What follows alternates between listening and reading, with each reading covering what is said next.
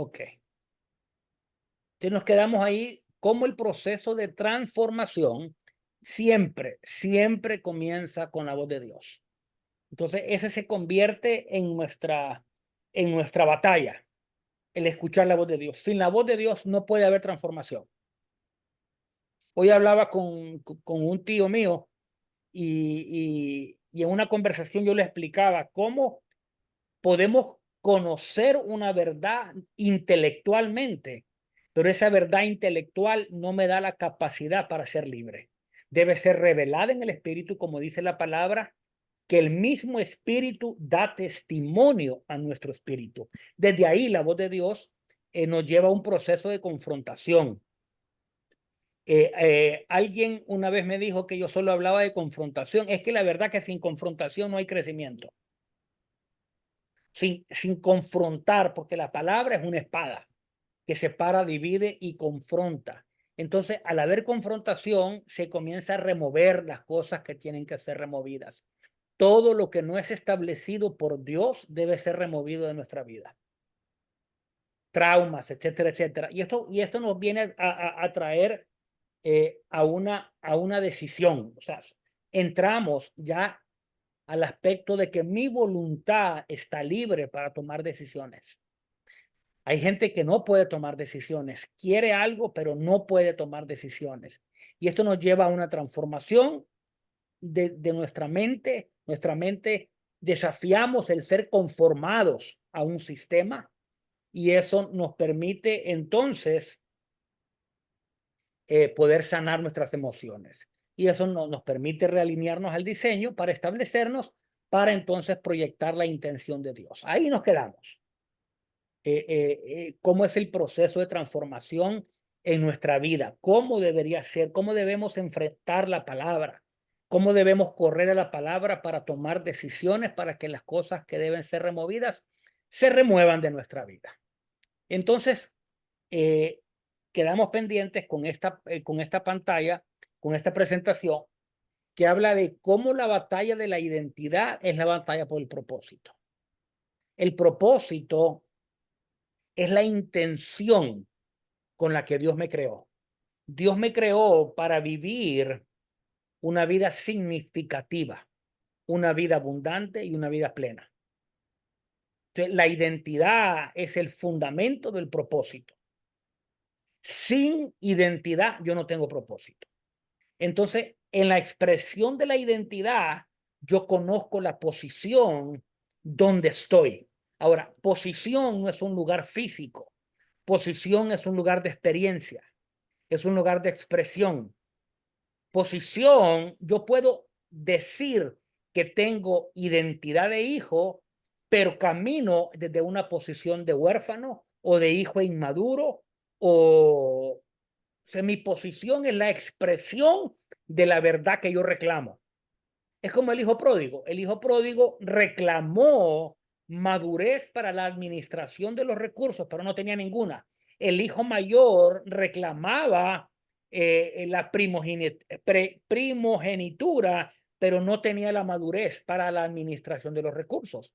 Porque una cosa es conocer algo en nuestra mente y otra cosa es la vivencia del espíritu. Entonces, la posición es la vivencia del espíritu. Entonces, como hijos, yo puedo tener distintos estados de madurez. Madurez habla de capacidad expresada. Entonces, desde la posición de hijos, yo puedo conectarme con el futuro. Ahora, yo puedo decir que tengo una identidad de hijo y aún así expresar orfandad. La marca más profunda de la orfandad es el temor. Y detrás del temor está el control y la manipulación. Detrás de eso viene la esclavitud religiosa y luego llegamos a un extremo donde resistimos la corrección y eso explica la naturaleza de bastardo. Entonces necesitamos enfocarnos en la identidad correcta para tener la posición correcta. ¿Por qué es importante la posición correcta? Porque en la posición como hijo maduro, yo puedo crear una perspectiva de futuro. La intención de Dios es conectarme con el futuro. O sea, ¿qué tiene Dios para mi vida? ¿Cómo lo voy a lograr? Entonces yo necesito tener la posición correcta como hijo maduro para poderme conectar.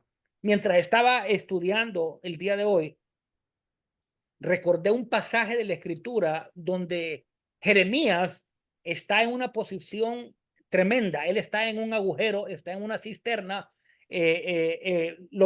Babilonia está por tomar cautivo todo. Y Dios le dice, compra este terreno porque servirá para tu futuro.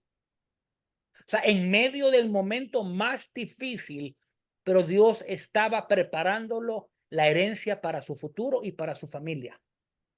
Y él compra ese terreno y quizás él nunca regresó de Babilonia, pero tenía herencia para el futuro. Entonces, desde la posición de hijos, podemos crear la perspectiva correcta para nuestro futuro y cómo preparamos el camino a través de la palabra profética para conectarnos con el futuro.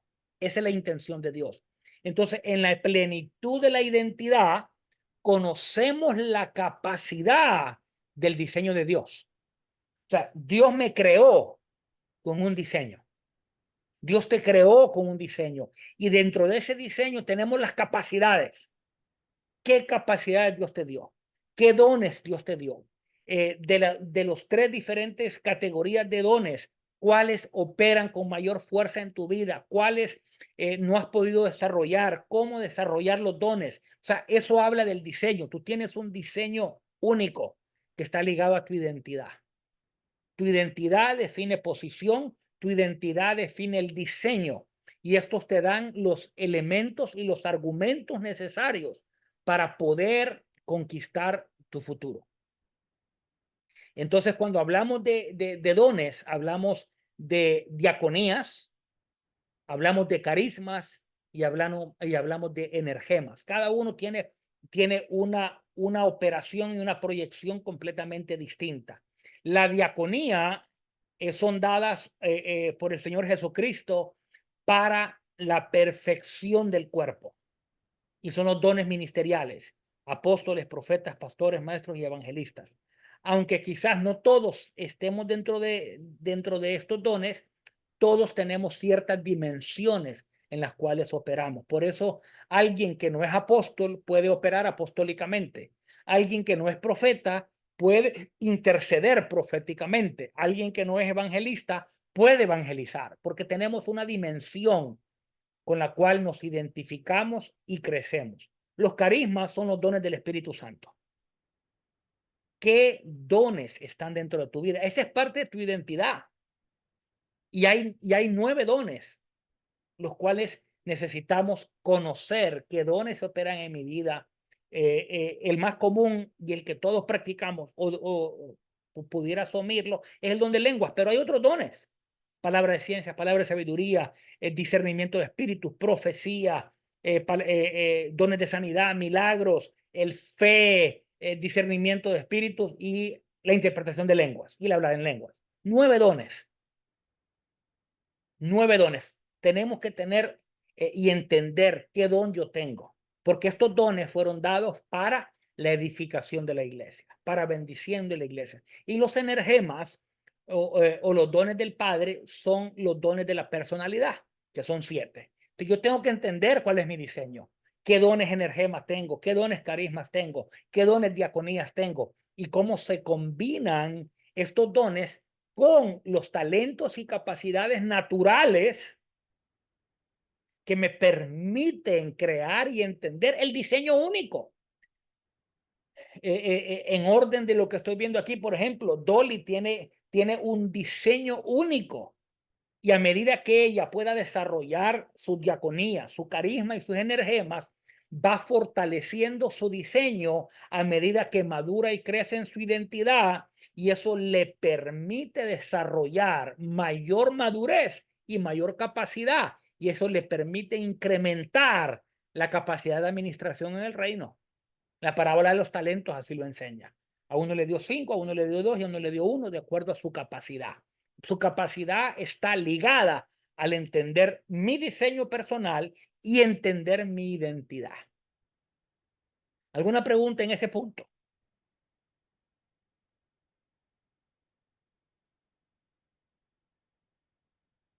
Estamos claros para eso entonces. Entonces, y número 4, en la plenitud de la identidad conocemos nuestra autoridad delegada. O sea, muchas veces operamos en una autoridad que no es delegada, sino que operamos en una autoridad usurpada. La expresión real de la autoridad se radica en la capacidad de escuchar la voz de Dios. Y Dios siempre habla a la identidad, Dios siempre habla al diseño, Dios siempre habla a tu capacidad para que puedas expresar la autoridad. Dios nunca te va a dar una asignación alejada de tu diseño. Dios nunca te va a dar una asignación alejada de tu identidad. Dios te habla y te asigna de acuerdo, y podemos ver diferentes formas de profetas a lo largo de la Biblia. Podemos ver diferentes maneras o funciones apostólicas, porque Dios habla y utiliza a la persona de acuerdo a la identidad y al diseño que él mismo estableció sobre cada persona. Entonces, la autoridad está unida a la voz de Dios, y la voz de Dios siempre habla a la identidad, a la capacidad que está encerrada dentro del diseño de Dios en nuestra vida. Entonces, la batalla por la identidad es la batalla por el propósito. El propósito no es servir en una iglesia o hacer cosas en una iglesia. El propósito es cumplir lo que Dios me dijo. Y para eso yo necesito estar entonces conectado con la voz de Dios para poder cumplir el propósito que Dios me estableció y poder ayudar a la gente a encontrar su propósito dentro de cualquier área que Dios nos haya dado. Entonces, hoy estaba leyendo solamente el 8% de las personas, esto fue una revista de Forbes, en México, solamente el 8% de las personas, 8% de las personas identifican su propósito. 8%. Esto es un estudio empresarial. Entonces, si lo trasladamos a la iglesia, 8% de las personas 8% conocen su propósito. Ahora, ¿por qué las personas son retenidas en entender su propósito? Si la batalla por la identidad es la batalla por el propósito, una de las razones más comunes es la falta de intimidad con Dios. ¿Por qué la gente no se conecta con su propósito? Por la falta de intimidad con Dios. ¿Por qué hay falta de intimidad con Dios? Porque hay orfandad. Y la orfandad siempre nos lleva a la ausencia y la revelación. O sea, esto nos lleva siempre a la batalla por la identidad. ¿Por qué la gente no encuentra propósito? Porque la batalla de la identidad es la batalla por el propósito. Es muy fácil perderse en un sistema eclesiástico y que me pongan a servir de ujier y perderme con 30 años sirviendo de ujier en una iglesia y nunca haber encontrado mi propósito. Dice la palabra, en aquel día vendrán muchos diciendo, Señor, Señor, en tu nombre profeticé, en tu nombre sané los enfermos, en tu nombre hice esto, y el Señor responderá, apartaos de mí, malditos hacedores de maldad. A mí me impresiona mucho esa escritura. Quiere decir que no es por hacer las cosas, es por entender la voluntad de Dios en mi vida. Y Dios nunca me va a poner a hacer algo en contra de mi propósito. Entonces necesito intimidad, paternidad de Dios sobre mi vida para poder tener la revelación correcta. Otra de las razones es la falta de estructura apostólica y profética, que ese es el diseño de Dios para la iglesia. Una iglesia que no tiene este diseño es una iglesia que no puede desatar a las personas al entendimiento del propósito. O sea, el diseño de la iglesia es apostólico. Y cuando hablo apostólico, no me refiero a tener apóstoles y tener una figura central apostólica allá arriba, encriptada en el cielo. No, me refiero a una estructura de diseño apostólico de establecimiento profético que pueda traer el diseño del cielo a la tierra para poder aquellas personas conectadas con la iglesia, poderlas ayudar a encauzarlas dentro del propósito de Dios. Número 3, la falta de visión. Si yo estoy en un lugar donde la visión es pastoral, seguramente no me han enseñado a cómo desarrollar visión, a cómo establecer una cultura de visión, cómo. Entonces estamos, yo le llamo el complejo del establo, todos encerrados en el establo, todos siendo alimentados de la misma paja, del mismo heno, o sea, y todos estamos caminando en el mismo lugar, hacia la misma dirección, cuando en realidad yo tengo propósito. Y parte de mi propósito es ser parte de una organización viva, viviente, que tiene una estructura apostólica que me ayuda a desarrollar, que me ayuda a crecer para ser enviado y capacitado en lo que Dios me mandó a hacer, sea lo que sea. Y el desarrollar la gente no es competencia para el pastor, es establecimiento de reino. Número 4, la falta de alineamiento correcto. Es decir, yo necesito tener, tener a alguien con quien alinearme y también ser una puerta para que otros se puedan alinear. O sea, si yo estoy alineado con la gente incorrecta, no puedo desarrollar mi propósito. Los valientes de David eran los endeudados, los enlutados, eran un desastre. Llegaron 400 y se convirtieron en los valientes porque lo reconocieron como su capitán, dice la Biblia. En el reconocimiento de autoridad, yo aprendo a través del alineamiento, que no es el tema, pero es importante. Y número 5, la ausencia de palabras proféticas direccionales. Déjeme decirle algo, hoy lo profético se ha diluido de tal manera que nos emocionamos cuando llega un profeta con una palabra de ciencia y dice, yo veo aquí un nombre, empieza con D y el apellido es con H, Dolly Haas, y le dan el número de la casa. O sea, ¿en qué le edifica a Dolly que yo le diga el número de la casa si ella ya la sabe? Ella ya sabe dónde vive. Yo recuerdo había un programa, quizás Margarita se acuerda, que lo daban en Canal 5. No, no sé, Margarita, no quiero ofenderla con la edad, pero yo lo miraba. El Canal 5 se llamaba Aunque usted no lo crea. Y siempre llevaban esta gente mentalista. Y entonces él podía adivinarle números de teléfono de acuerdo a las páginas amarillas. Yo no sé si se acuerda de las páginas amarillas. Y podía adivinar el número de teléfono y nombres y direcciones. O sea, el mentalismo no es algo nuevo, es algo tan viejo como los hechiceros de Faraón haciendo, creo que fueron 6 milagros, repitieron 6 milagros de los que hizo Moisés.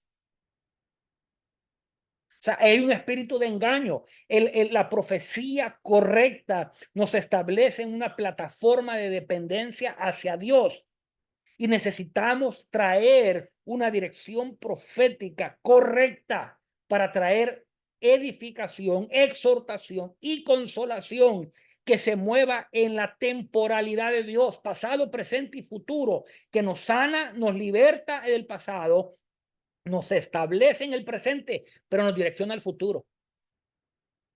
Que necesitamos estas 5 cosas para poder irnos encaminando en el propósito de Dios. Esa es mi pasión y mi fuerza, que la gente pueda alcanzar el propósito con el que Dios lo llamó, que puedan encontrar su identidad, que puedan encontrar su diseño, que puedan encontrar para qué Dios lo llamó, que puedan desarrollar visión, que puedan conectarse con el futuro, que puedan conectarse con lo que Dios habló de ellos desde el inicio de la eternidad. ¿Alguna pregunta hasta ahí?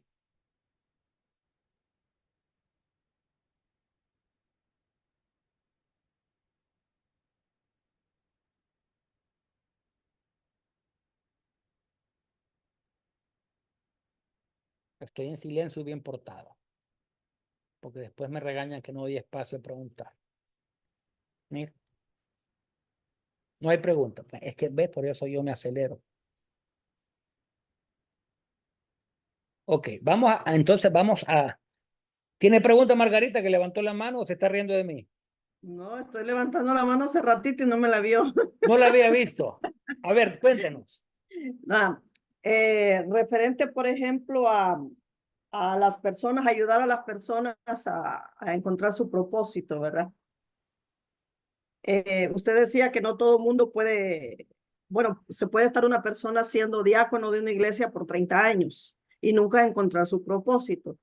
Lo entendemos eso. Pero también una persona, hay personas que saben que tienen alma de líder, que ellos pueden ser líderes, ¿verdad?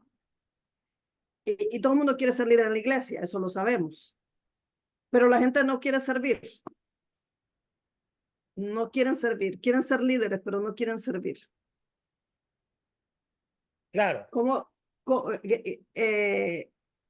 Yo lo puedo entender, ¿verdad? Yo lo puedo entender que hay una condición del corazón para servir, ¿verdad? Para servir lo primero que Dios que está probando en nosotros es el corazón, porque lo vi en mi vida también y lo he visto a través de los tiempos. Pero cómo poder llevar a esa persona y canalizarla, que realmente el servicio es importante. Y no total, importa, no importa realmente si nos toca barrer, aspirar o limpiar los baños, no importa. Realmente el oficio no es el importante. Yo sé que lo que tiene que ver es la condición del corazón. Pero hay personas que se creen ya líderes y no quieren ayudar en nada. Quieren que todo esté listo y venir a sentarse. claro. El punto es el nivel de relación que yo creo. Porque tenemos dos extremos. Uno, tenemos los pastores paternalistas que todo lo hacen. O sea, no paternales, paternalistas, que todos lo hacen. Tenemos otro tipo de liderazgo que es el liderazgo faraónico, que maltratan a la gente y los tratan como esclavos. Y tendríamos otro nivel de liderazgo que es el que imparte, el que instruye, el que desarrolla. Pero para entrar en este nivel necesitamos aprender a crear relaciones. Entonces, a medida que la gente entra en relación, yo puedo delegar servicio, pero que solo sirvan porque necesito que barran, cualquiera puede barrer y no necesita compromiso. Entonces, tres tipos de liderazgo. El liderazgo paternal, que el pobrecito, el pastor todo lo hace, porque la gente o nunca está lista o la gente, o sea, se le enseña a la gente a depender.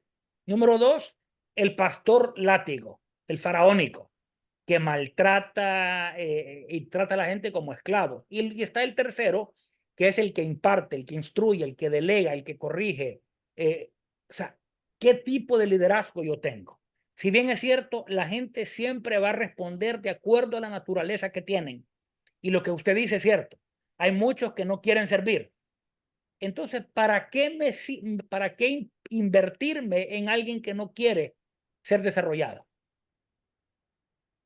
¿Para qué darle algo a alguien que no quiere? La palabra es clara en esto y no quiero sonar grosero, pero dice, no le deis lo santo. Usted sabe lo que sigue. No le des la perla, no le des lo santo, no sea que se devuelvan y vos pisoteen. Entonces tiene que haber un nivel de relación y de compromiso. Yo te enseño, estás dispuesto. Por eso digo, en el tercer nivel de liderazgo, toda relación tiene principios, donde el mayor sirve al menor, pero el menor responde en honra, y ahí tiene que ver el servicio al mayor. Josué estuvo 40 años detrás de Moisés sirviéndolo, hasta que él fue enviado. Elías y Eliseo, cuando leemos Reyes, Primera de Reyes 18, cuando aparece Elías y Eliseo, hasta Segunda de Reyes, que que Elías es llevado al cielo, ¿cuántos años creemos que pasaron? Porque se lee muy fácil. Primera de Reyes 18, 19, 20, 21, 22 y Segunda de Reyes 1 y 2. Ah, 3 meses. No, 18 años. Y dice que lo que hacía Eliseo era lavarle las manos, o sea, ayudarle en el servicio y plancharle, bueno, esa es mi opinión, le planchaba los cueros de cabra a Elías. No habían planchas en ese entonces. No habían planchas. No, pero él se las estiraba, las ponía al sol y las estiraba. No sé lo que hacía, pero Las sacudías. lo único que hacía era servirlo. Entonces, la Sí. relación involucra servicio. Ahora, yo personalmente necesito salirme de la mentalidad faraónica, número 2, de la mentalidad paternalista y asumir una mentalidad de paternidad. Como trato al hijo, le enseño, lo corrijo y le pongo. Si no hace, pues Dios mandará a los que tienen que hacer. Pero yo creo que la mentalidad mía es la que debe cambiar y es algo con lo que yo trabajo. Con lo que yo trabajo. ¿Alguna otra pregunta? Espero haber respondido. No, sí, gracias. Apóstol, con respecto al encontrar el propósito, siempre he escuchado, en el servicio, si tú sirves a Dios, allí vas a encontrar tu propósito. Y entonces por eso mucha gente, lo primero que yo veo que tienen como que a la mano, ¿no? De hecho, es una honra ser un ujier, pero yo veo que esa como que es lo primero que encuentran, y viendo allí dentro de los 5 checklists que usted estaba dando, hay 2 que yo veo que son como una falencia en las iglesias, y sobre todo yo lo digo en mi nación porque lo voy viendo. Una es la falta de la estructura apostólica y profética. Yo creo que eso es algo que a la iglesia le cuesta eh, entender esta estructura que es tan importante, y lo otro, y va alineado a la ausencia de una palabra profética direccional. Hay los 2 extremos que yo he podido ver. Una, que no permiten de pronto como que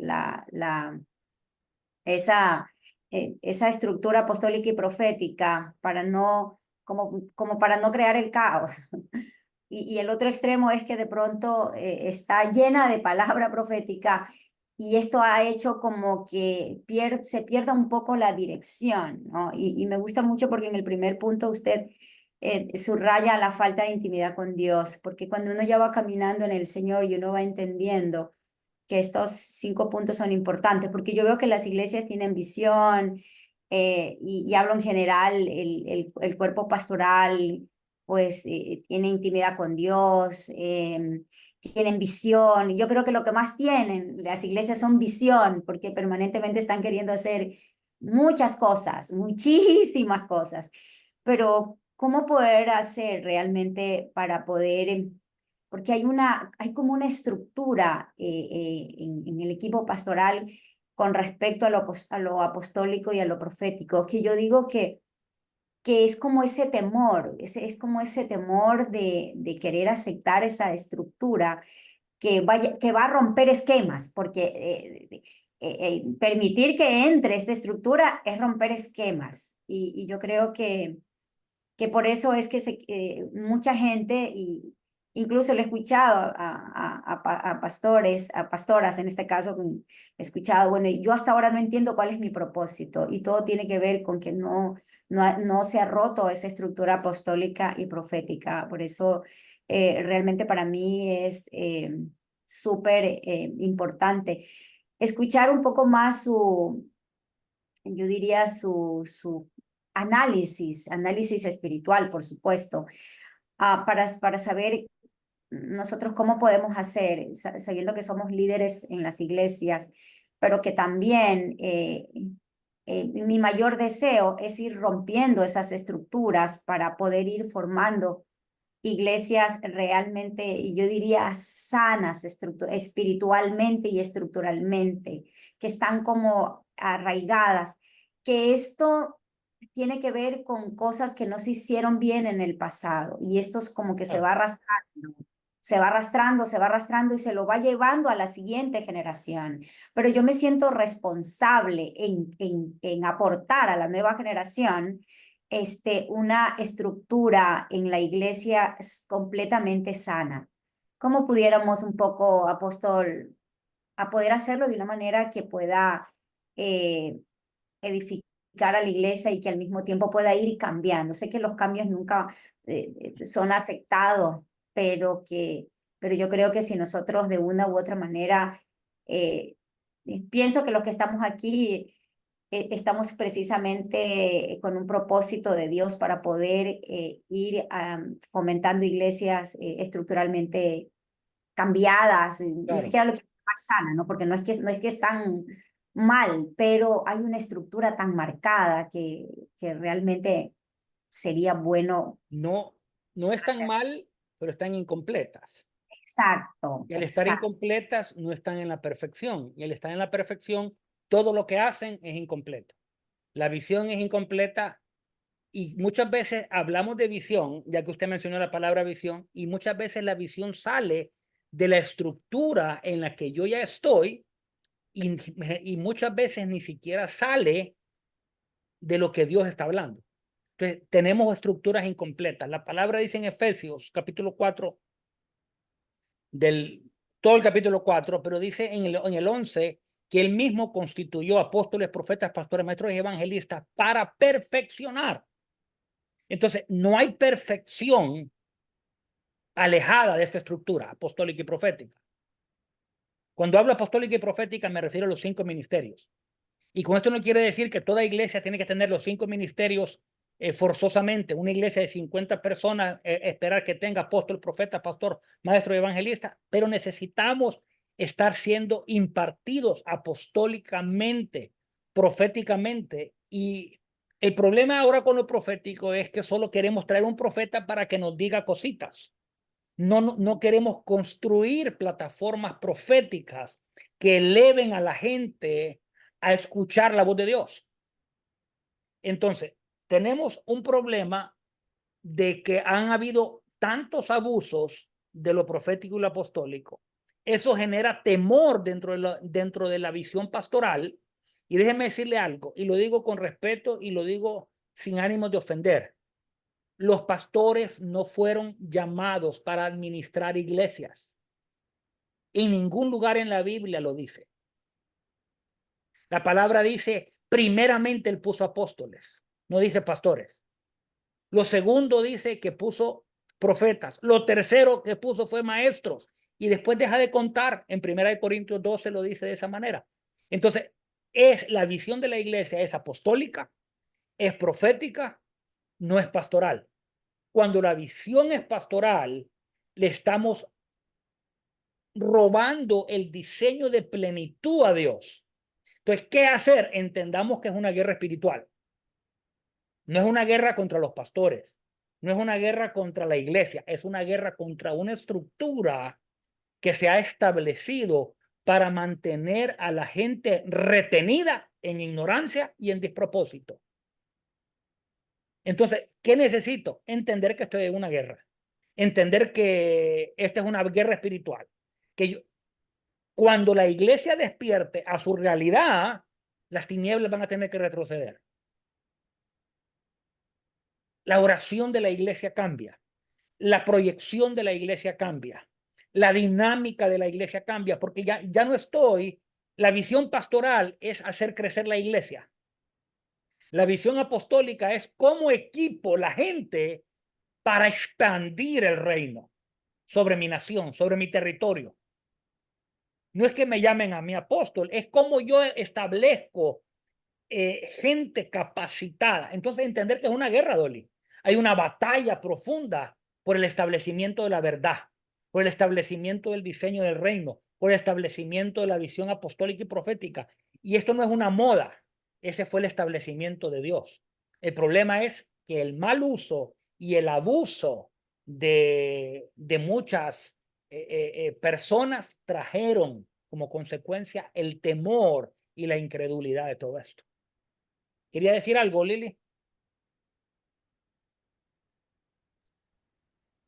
Sí, apóstol, es que me gustó mucho la pregunta de la profeta Dolly y me hizo pensar, y quiero ver si estoy pensando correctamente, porque ella dice que hay eh, tiene un hambre un deseo profundo de poder alinear la iglesia al diseño correcto, ¿cierto?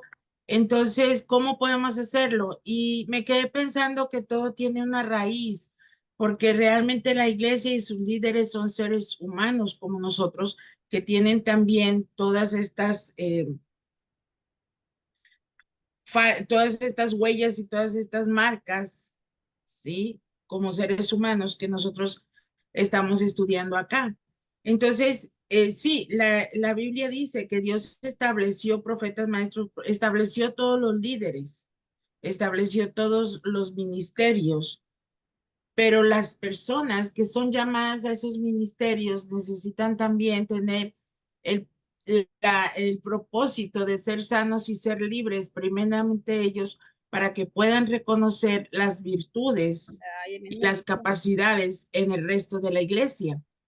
Porque como decía también la profeta Margarita, dice, servir es necesario, pero en el sistema de iglesia actual es como doblegar el carácter de la gente a través de una escoba y a través de limpiar los baños, cuando el líder no está reconociendo las capacidades que tiene cada persona para ponerla en la posición correcta y hacerla crecer y desarrollarla desde esa posición o desde esa capacidad o talentos que tiene, pero no lo puede reconocer porque esos líderes también están dañados y no han sido sanados ni confrontados realmente con la verdad de la palabra. Entonces, ¿qué provoca un líder que está marcado, herido, en orfandad? Es vulnerable a espíritus de religión. Detrás de la religión siempre hay orfandad. Y detrás de la religión siempre viene la política. Así es, y es cuando vemos ese liderazgo paternal que necesita. ¿Y qué es lo que produce un liderazgo paternal? Una ausencia de paternidad correcta, Paternalista. ¿verdad? Pero está siendo producida por una ausencia de paternidad. El pastor faraónico probablemente es el producto de una paternidad que vivió de esa misma forma. Entonces, creo que el ser humano que ocupa esos roles también debe ser igualmente sanado como estamos siendo nosotros sanados para poder transformar la iglesia. Claro, entonces ahora volvemos al punto. Estamos en una guerra espiritual. Los pastores, los líderes que resisten esto, no se dan cuenta que lo resisten porque ellos están establecidos en su verdad. Incompleta, pero esa es su verdad. Entonces hay que orar como el apóstol Pablo oraba, en lo que dice en Efesios, dice que estoy orando para que Dios alumbre vuestro entendimiento, para que reciban un espíritu de sabiduría y de revelación en el conocimiento de Él. ¿Iba a decir algo, Lili, o solamente estaba gestionando? Apóstol, y justamente como resultado de lo que decía la profeta Lili, yo veo que en las iglesias hay como una conjugación de pastores faraónicos, paternalistas. Hay una combinación de todo, porque ni siquiera es que es como que plenamente identificado. Hay una combinación de todo y lo que yo veo es que esto es importante poderlo analizar porque aquí hay realmente líderes que estamos dentro de las iglesias y que nos ayuda, el Espíritu Santo nos ayuda a ver un poco más. Y como resultado, ahí va qué es lo que hay como resultado de todo esto, es que yo veo que hay gente que una vez que encuentra el propósito, el líder, deserta y dice, yo me voy y me pongo mi propia iglesia, yo le digo hasta luego, y se va creando una serie de trastornos emocionales, lo digo de esa manera por mi profesión. Hay una serie de cosas que se van formando permanentemente en las iglesias y se van creando vacíos, porque yo me doy cuenta que estas personas ya como que descubrieron su propósito, ¿no? Yo lo he venido viendo a lo largo de estos años y yo veo que todo queda como que oculto, todo queda ahí como que no pasa nada. Y sí pasa porque yo creo que la iglesia debe de enfrentar y estos líderes luego se ponen sus propias iglesias y no están, pues siempre estamos hablando de que debemos ser enviados, de que, y yo no entiendo en ese caminar cómo se confunden. Encuentran el propósito, pero lo encuentran de una manera tan distorsionada que al final terminan siendo huérfanos sobre huérfanos, porque ya no solamente son huérfanos espirituales, sino que en realidad su propio ministerio es una orfandad total. Pero Entonces, qué pasa, Dolly, hablando del tema? ¿Qué pasa cuando yo estoy en un lugar y no tengo la paternidad necesaria, que se me reconoce mi don, mi talento, mi llamado? No hay reconocimiento de mi identidad. Y entonces el liderazgo es un liderazgo faraónico, paternalista, por ratos faraónico, por ratos paternalista, y es una mezcla, es una combinación. Pero yo descubro que tengo una pasión en Dios, descubro que tengo un llamado en Dios. ¿Qué hago? ¿Me quedo por 1 año, 2 años, 3 años, 5 años? Y donde no veo que hay crecimiento, no hay impartición, no hay delegación, no hay comisión y no hay el ser enviado. Entonces, ¿dónde es el límite de mi lealtad a un sistema? Porque a veces me quedo en un lugar porque soy más leal a un sistema religioso de culpa y condenación, que si me voy me va a ir mal, o respondo al llamado. Y tiene razón usted. O sea, necesitamos ser enviados. Pero ¿qué pasa si la persona con la que estoy en relación no cree en el que yo debo ser enviado, no cree en mi capacidad, no cree en mi llamado? Y aquí hay gente que le ha pasado eso. Entonces, en el proceso, Dios es un Dios bueno. Y yo digo algo, el que quiere irse, que le vaya bien, no tengo problema. El que quiere quedarse, que se quede, bienvenido. Yo tengo un pastor que va y viene como que si fuera una puerta giratoria.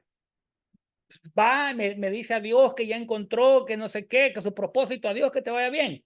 A los 6 meses regresa llorando como, perdóname, perdonado está, venga, papito. O sea, algún día aprenderá. Entonces, ahora necesitamos líderes con madurez, que entendamos el proceso del llamado. Pero ¿qué pasa si el líder no entiende el proceso del llamado? No entiende que el llamado yo debo ser confirmado, yo debo ser apartado, preparado, equipado, yo debo ser comisionado, así como lo fue Josué, que Moisés puso las manos sobre él y le dijo, bueno, cuando me muera vienes tú. Y se murió y fue Josué. Pero ¿qué pasa si estoy del otro lado? Hay palabras donde dice, sal de en medio de ellos. Y Dios se va, cuando yo tengo el corazón suficientemente humilde, Dios va a alinear lo que tiene que alinear. Dios va a sanar lo que tiene que sanar, porque Dios me ama y ama a su iglesia más de lo que yo pueda amarla. Pero necesitamos establecernos en patrones sanos, como usted está diciendo. Eso de reproducir iglesias de la manera incorrecta, no estoy a favor. Pero entonces también a mí me pasó situaciones donde uno es amarrado porque uno sirve muy diligentemente y es mejor tenerlo a uno ahí calladito, que uno se mira más bonito sin opinar, sin decir. A mí constantemente me llamaban a la oficina una vez cada 6 meses y me decía, tenga cuidado con el espíritu de Absalón. Y yo, ¿qué hice ahora? O sea, nada más me mantenían me chequeaban. Y yo decía, el espíritu de Absalón, o sea, enseñamos del espíritu de Absalón, si ni siquiera sabemos qué significa Absalón. Absalón significa príncipe de paz. Pero enseñamos del espíritu de Absalón como traición. En realidad, el quien traiciona es el corazón herido, el corazón huérfano. Entonces necesitamos aprender a sanar, lejos de alejar con la culpa y la condenación. Necesitamos entender que todos, aquí las 22 personas que están aquí, tienen propósito. Quizás no tienen el mismo propósito mío. Quizás otros son llamados a multitudes. A mí las multitudes nunca me han emocionado. Prefiero enseñarle a 20 que a 5,000. Prefiero una iglesia a tener 50 líderes que tener 1,000 en una congregación e ir a predicar un domingo. Si afectamos las cabezas, afectamos el cuerpo. Esa es mi visión. Ese es mi entendimiento. Necesitamos tener un corazón sano para poder sanar a otros. Pero si el pastor mismo no está sano, como decía Lili, entonces, ¿cómo estarán las ovejas? Por eso se reproducen, Dolly, de la manera en cómo nos reproducimos. Yo creo que si abrimos el micrófono aquí, todos tenemos experiencias. Todos tenemos experiencias de haber sido abusados, de haber sido lastimados, pero yo quiero hablar sanidades en esta noche. Quiero hablar sanidad en esta noche, de palabras que se hablaron, de palabras que nos ataron, de palabras que nos retuvieron, de palabras de acusación, de gente que nos acusó como desleales, como traidores, de gente que mintió y dijo cosas que no eran ciertas. Aquí todos hemos tenido experiencias de una manera u otra. Entonces necesitamos sanar el corazón para empezar o sea, y aquí hay gente que tiene llamado. Aquí hay gente que Dios ha llamado para establecer el reino de una manera nueva. ¿Alguna otra pregunta? No sé si Adolfo quiere decir algo, Araceli. David, que siempre pregunta. Hey, apóstol, ¿cómo está? Bendiciones. Yo tengo, es que cuando usted habló sobre el tema de que usted le dicen que usted siempre está hablando sobre la confrontación, yo creo que, yo creo que es la manera más sana de hablar sobre el evangelio y las buenas nuevas es hablar desde la confrontación, porque es que la Biblia, bueno, lo que yo he leído, todavía no he leído, no la he leído completa, pero estoy en ese trabajo, pero todo lo que yo he leído siempre hay una confrontación a cambiar de un lugar a otro. A cambiar de un lugar a otra. Por lo menos, ahorita estoy terminando de leer Josué y estoy leyendo, creo que, o jueces, yo no sé, jueces es que estoy leyendo, y el pueblo de Israel iba de un pueblo a otro, y en cada pueblo tenía un enemigo. Entonces iba de un pueblo a otro, de un lugar a otro, de un pueblo a otro. Entonces iban conquistando. Entonces decía, y ellos ganaban porque el Espíritu de Jehová estaba con ellos. Y también en el Nuevo Testamento también hay muchos pasajes que habla sobre déjense guiar por el Espíritu. Pablo también decía, yo quiero hacer algo, pero no puedo. Entonces él estaba todo el tiempo en un vaivén, o sea, la confrontación mala no es. Yo creo que la gente lo ve como algo malo, como que como uno siempre debe estar regañado, como que uno siempre debe estar eh, apaleado, ¿será? Y realmente la confrontación es que te extienda la mano y decir, ven, que hay algo mejor. Claro, es que confrontación, dependiendo del corazón que yo tenga. Si tengo un corazón Ajá, si tengo un corazón de huérfano, siempre lo recibo como regaño. Si tengo un corazón de hijo, lo recibo como la oportunidad de crecer. Porque así es. la corrección no es mala palabra, es una muy buena palabra. La confrontación, o sea, la palabra es confrontativa, que lo que busca siempre es separar